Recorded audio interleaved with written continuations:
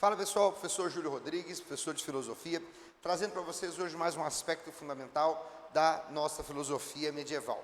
Se fôssemos organizar, poderíamos dizer que estamos chegando então à segunda metade da filosofia medieval, quando a gente vem falar de escolástica. Por que escolástica?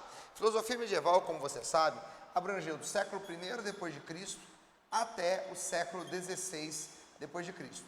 A primeira parte dela foi chamada patrística, foi até o final do século VIII.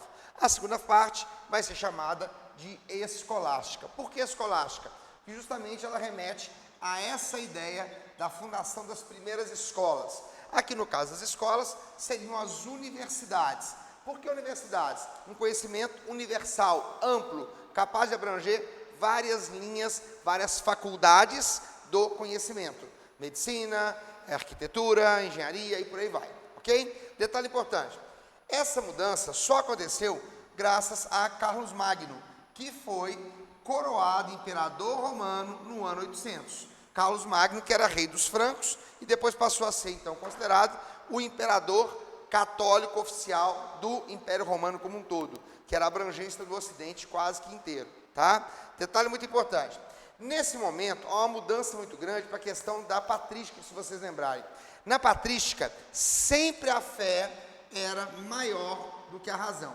Agora não. Na escolástica, a fé passa a ter uma condição de semelhança, de igualdade, de equilibração com a razão.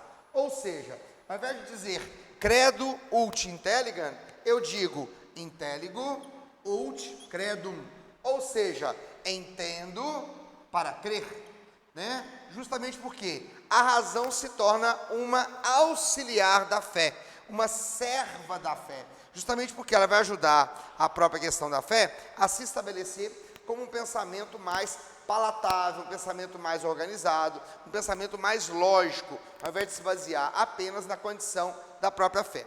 Pois bem, o que vai acontecer então, pessoal? Vejam, quando nós vamos tendo esse desenvolvimento maior, essa relação maior, começam a ocorrer interações culturais mais amplas, tá, com outras modalidades. Estou dizendo aqui no caso, por exemplo, da questão das cruzadas que foram instituídas no século XII, como uma forma de um contra-ataque à expansão que o islamismo teve a partir do século VII, lá no Oriente.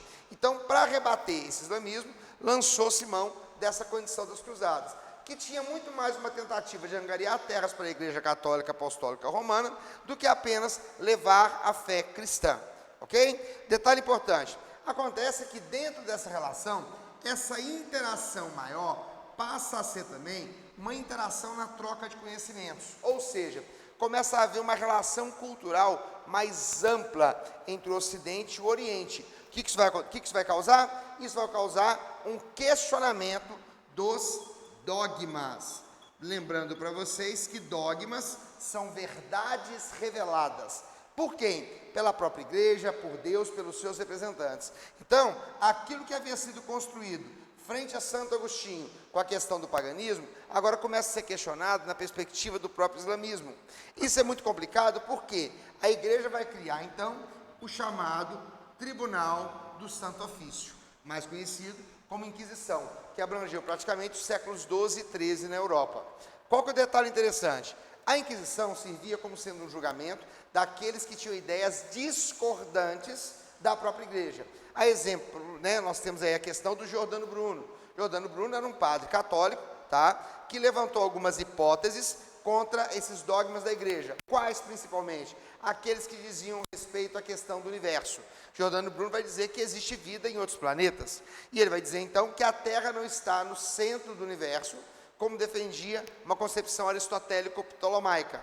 Por que não, Júlio? Porque ele começa a dizer que quem está no centro do universo é o Sol, e a Terra é só mais um planeta que gira em torno do Sol. A igreja não pode aceitar, porque o grande centro da criação divina é o ser humano. Esse ser humano que é capaz de criar e conceber a ideia voltada para a divindade. Justamente por isso, Giordano Bruno foi torturado e queimado na fogueira. Não é o único exemplo. O outro grande exemplo é Galileu Galilei, que não chegou aí para a fogueira porque aceitou a prisão perpétua domiciliar como forma de castigo àquilo que ele desenvolvia em termos de ideia.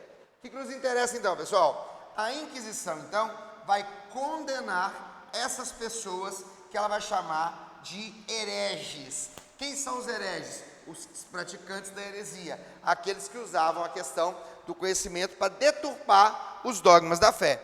Infelizmente, isso foi usado também de uma forma muito política, porque muitas vezes eu queria eliminar a minha concorrência, eu acusava de um ato de heresia. Essa pessoa era levada para o Tribunal do Santo Ofício e era castigada e às vezes até morta pela própria questão. Quem já assistiu O Nome da Rosa vai lembrar. Última ideia, nos 200 últimos anos da escolástica, vai começar um movimento de grande desenvolvimento, que é o Renascimento.